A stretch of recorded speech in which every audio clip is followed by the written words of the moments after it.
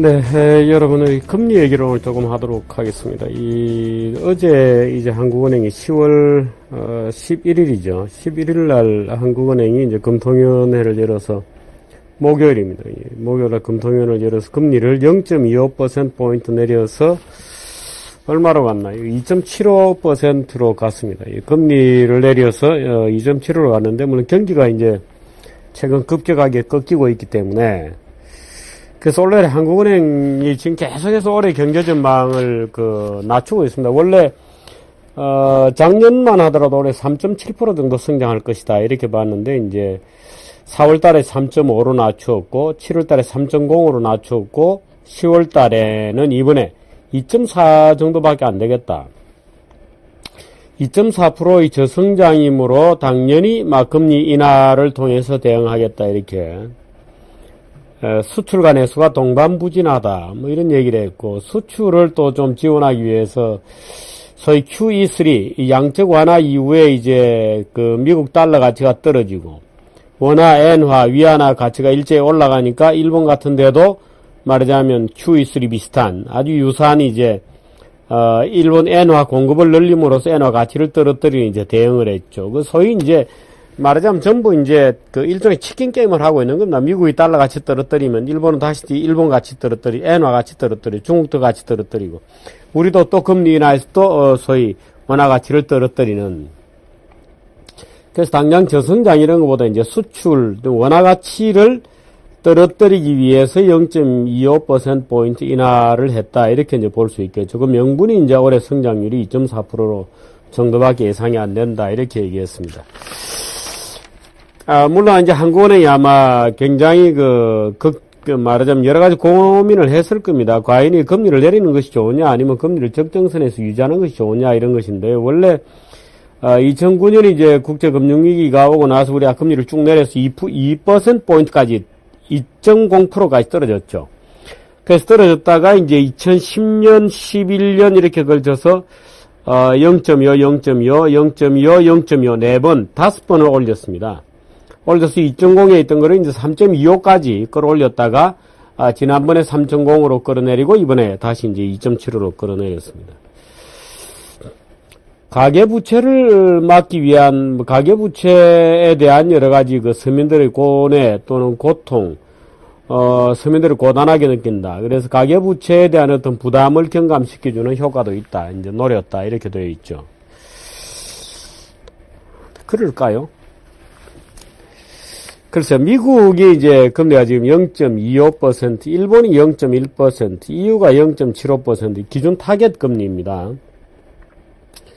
예를 들어서 우리는 이제 콜 금리를 쓰고, 예를 들어 미국은 페더럴 펀드 레이트라고 하니, 일본은 공정금리라 그러고요. EU 0.75, 중국은 6.0, 브라질이 올해 6번이나 금리를 내려 지금 7.50%로 되어 있고, 인도가 7%, 러시아가 8.25%, 러시아는 아직도 높습니다.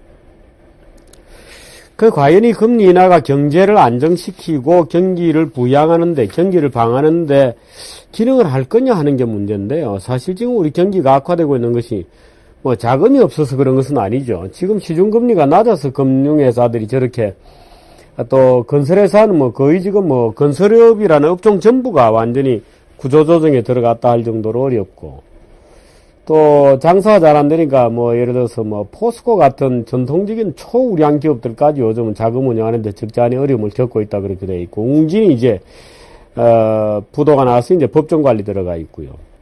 그 외에도 이제 몇 개 이제 중견대그룹에서 자금난을 호소하고 있고, 금호그룹 같은 경우는 이미 구조조정이 치열하게 진행 중이고, 그렇습니다. 수출과 내수가 동반 위축되고 있어서 경기 부양 카드를 뺐다. 이렇게 이제 해석이 되지만, 지금 경기가 하방으로 내려 꽂히고 있는 것이 과연 금리가 낮아서 그런가 하는 것은 전혀 아니죠.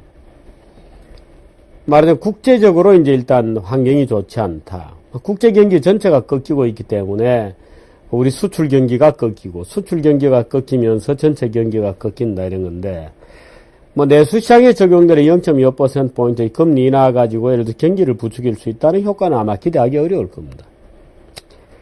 오히려 당장 이제 국내 여러 가지 이제 한계 위기 한계 상황에 처한 기업들에 대한 여러 가지 이제 고려, 또, 말하자면 가계부채, 뭐, 천조육방 가계부채의 금리 부담을 조금 해소해준다. 이제 이런 측면이 아마 한국은행으로서는 더구나 선거를 앞두고 있기 때문에 급격한 경기 하강은 일단 좀 막아야 된다는 이제 여러 가지 현실적인 고려들이 있지 않았을까, 이렇게, 볼 수가 있겠습니다. 근데, 과연 고금리 때문에 기업이 투자를 하지 않고 투자 경기가 살지 않는 것이냐 하면 전혀 그렇지는 않죠. 지금 기업들이 몸을 사리는 여러 가지 이유 중에, 대표적인 것이 이제 실탄을 좀 비축해 놓아야 되겠다는 이제 단순한 경기 방어적 측면이 있죠. 실탄 비축이다. 그래서 있는 기업들도 사실은 투자를 잘 하지 않고 있습니다. 그 외에도 지금 이제 투자를 잘 하지 않거나 하는 것이, 예를 들어서 골목 상권이다 이런 거 투자 안 되죠. 뭐 골목 상권에 들어가지 마라 아니면 이제 발 묶고 노니까 안 되고, 중소기업 고유업종이다 이렇게 해서 이제 다 지정이 돼 있어서 뭐 기업들이 더 뻗어나갈, 소위 말해 뭐 문어발이 좋든 나쁘든 간에 저는 문어발을 아주 좋아합니다만은 쫄깃쫄깃하거든요.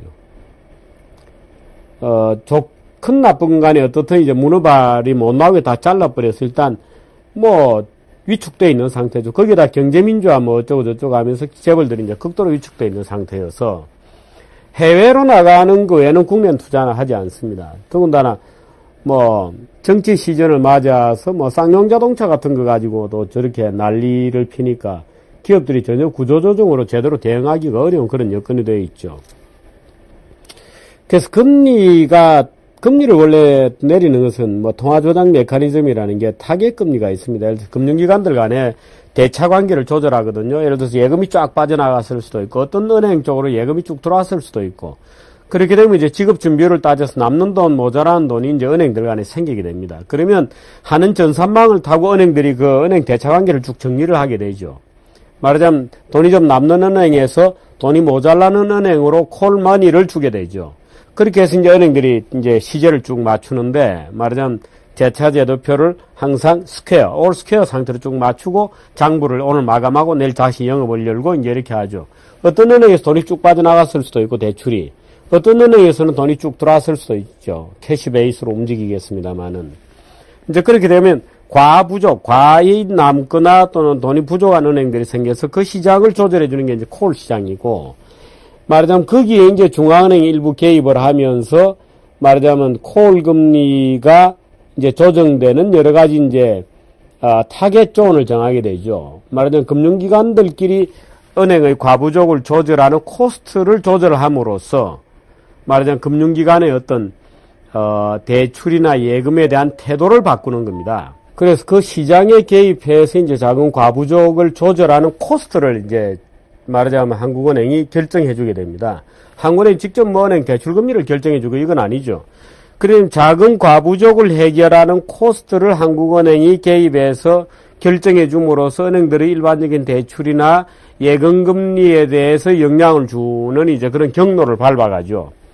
근데 최근에는 한국은행이 기준금리를 내리거나 기준금리를 올리거나 상관없이 금융기관의 돈 사정들이 좀 들쭉날쭉합니다. 말하자면 과거에는 금융정책의 금리를 끌어올린다 그러면 일제히 이제 하는 기준금리의 이동에 따라서 뭐 오르거나 내리는 데 따라서 동시몬적으로 또는 오들리하다 그러거든요. 영어로는 오들리하다는 것은 오선지가 이렇게 파도가 이제 움직이잖아요. 말하자면 금리 체계가 이제 단기물에서부터 장기물까지 수도 없는 금리 체계가 쭉 있죠. 그럼 이 금리 체계가 예를 들어서 기준금리가 떨어지면 따라서 쭉 떨어지고, 기준금리가 올라가면 치받쳐서 계속 이제 올라가는, 말하자면 리드미컬하게 이렇게 금리가 움직이는 일종의, 그것을 질서정연하게 움직인다고 표현을 해요. 오들리하다 이렇게 표현하는데, 질서정연하게 이렇게 움직여 가야 되는데 요즘 질서정연하게 움직이질 않습니다. 장단기 금리 관계도 완전히 무너졌고, 국제금리도 완전히 뭐 질서가 무너졌죠. 그래서 오더 자체가 아주 디스오더하게 지금 바뀌어 있습니다. 예를 들어서 한국은행이 어제 콜 금리를 0.25%포인트 기준금리를 내렸지만, 내렸다고 해서 다른 금리 체계가 일제히 바로 순차적으로 따라서 내려주느냐 하면 아마 잘 떨어지지 않을 겁니다. 대출금리가 뭐 요지부동이라든지 예금금리도 요지부동일 가능성이 있고요. 그래서 이 금융시장의 이 금리 정책의 금리 정책이 갖는 의미라고 할까, 어떤, 말하자면 금리 정책의 어떤 긴장도, 정책으로부터 효과까지 나오는 어떤, 전체적인 어떤 줄거리, 그걸 연결시키는 어떤 그 돌아가는 체인, 이게 너무 느슨해져가지고, 체인을 감으면 바로 뒷바퀴가 따라와야 되는데 안 따라와요. 말하자면 금리 정책 자체가 먹히질 않습니다. 한은도 스스로가 이걸 잘 알고 있어요. 그래서 한은이 이제 김중수 총재가 2010년, 11년에 금리를 쭉 올려갈 때 이렇게 얘기를 했습니다. 이건 금리를 올린다기보다도 금리가 정상적인 기능을 발휘할 수 있도록 정상화한다, 이런 이제 개념으로 설명을 했는데, 이번에 이제 금리를 2번 연급 끌어내렸어요. 뭐 금리 정상화보다는 당장이 급하다, 이렇게 되어 있는 거죠. 그 사실은 말하자면 중앙은행이 기준금리를 조정을 하면 왼쪽으로 돌리면 시중금리도 왼쪽으로 딸려가고, 뒤로 돌리면 뒤로 밀려가야 되는데 이게 작동이 안 되는 겁니다. 이 체인이 말하자면 느슨하게 되어 있어가지고 한참 감아도 이따 따라오질 않는 거죠. 그래서 사실은 금리 기능이 정상화되어야 된다는 측면이 하나가 있고요. 그 다음에 우리가 금리에 대해 생각할 것은, 우리는 흔히 금리를 코스트라고만 생각하는데 점점 우리 사회 구조가 코스트가 아닌 쪽으로 변해가고 있습니다. 예를 들면 말하자면 아이들만이들이 점점 많아지고 있습니다. 연금이라든지 뭐 국민연금 또는 개인연금, 퇴직연금 다 마찬가지죠. 또 은퇴자들이 쭉 늘어나고 은퇴자들이 고령화가 되면서 은퇴자들의 아이들만이가 있죠. 그 은퇴자들이 노는 돈들이 있습니다. 이 노는 돈들은 다 말하자면 금리 수익을 기대하고 있는 돈들인데, 이 금리 수익에 대한 기대치가 낮아지면 아무래도 오히려 경제적 확신이 덜 들게 되고 소비를 줄이게 되고, 금리를 떨어뜨리는 것이 경기를 부양하는 것이 아니고 오히려 경기 기대감을 약화시키고, 그 금리라는 것은 결국 경제성장률 더하기 물가다고 하는 것이 원래 고전적인 등식이었는데, 뭐 이런 고전적인 등식은 무너진 지 오래된다고 하더라도 그래도 금리는 경제성장률을 일정 수준 반영한다고 봐야 되거든요. 그렇다면 금리가 낮아진다는 것 자체가 경제성장률이 낮아진다는 것을 포캐스트한 결과다, 이렇게도 볼 수 있는 거죠. 그렇게 본다면 금리가 자꾸 떨어져? 그러면 장래 나의 국민연금은 어떻게 되는 거야? 나의 보험은 어떻게 되는 거야? 나의 연금은 어떻게 되는 거야? 뭐 이렇게 되는 거죠. 그렇게 되면 오늘 당장 내가 쓸 수 있는 씀씀이를 줄이게 됩니다. 그래서 금리를 떨어뜨리는 것이 기본적으로 경제정책에서의 포퓰리즘이죠. 말하자면 금리 기준치를 맞추기 위해서 금리가 안 떨어지면 그 목표 금리에 도달하도록 할 때까지 돈을 계속 푼다. 또는 금리를 올렸다. 그러면 목표 금리에 도달할 때까지 돈줄을 계속 조인다.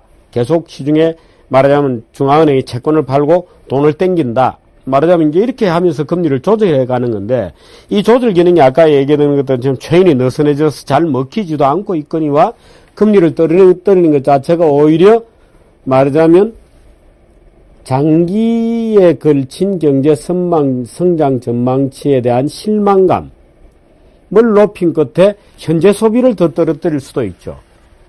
현재 투자를 더 떨어뜨릴 수도 있고.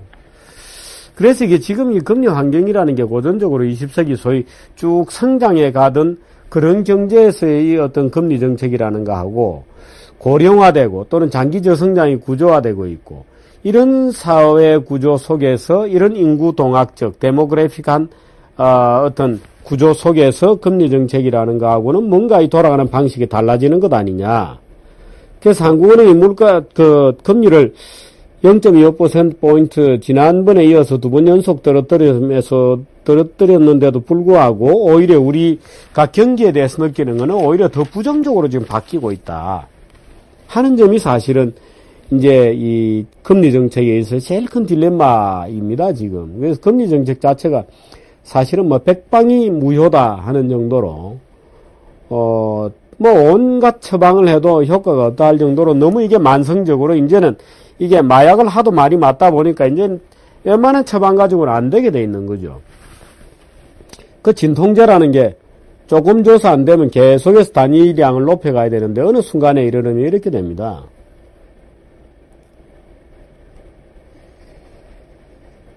목표로 하지 않는, 기대하지 않는 결과로부터의 면책, 이런 개념이 있거든요. 말하자면 전쟁을 하는데 상대방이 이제 무기 공장이 있어요. 근데 그 무기 공장이 시내에 있는 겁니다. 근데 전쟁을 끌어가기 위해서는 반드시 예를 들어서 미사일로 그 무기 공장을 타겟으로 해서 쏴야 되는데 그 주변에 민간인들도 있는 거죠. 민간 집들도. 그래서 민간 기업도 다칠 수가 있다는 것을 예상은 하지만 그 자체가 목적은 아니죠. 목표는 그 무기 공장을 때리는 거죠. 그런데 때립니다. 근데 민간인이 죽었다. 이때는 면책한다, 도덕적으로. 뭐 법적으로도 면책이죠. 그 금리 정책도 어떤 면으로 보면 좀 비슷한 면도 있습니다. 근데 예를 들어서 목표 지점을 설정하고 돈을 풀거나 땡기거나 하는데 이게 실제로 효과를 발휘하기는 그냥 오히려 사이드 이펙트만 굉장히 많아지고 있다. 하게 되면 이제 이게 금리 정책이 과연 지금 약발이 먹히느냐 안 먹히느냐에 대한 여러 가지 논쟁을 새로 또 시작해야 되는 그런 면들도 있죠. 그래서 금리 인하가 경제의 불안감을 더 키울 수도 있다 하는 점이 이제 지금 여러 가지 우리가 고민하게 되는.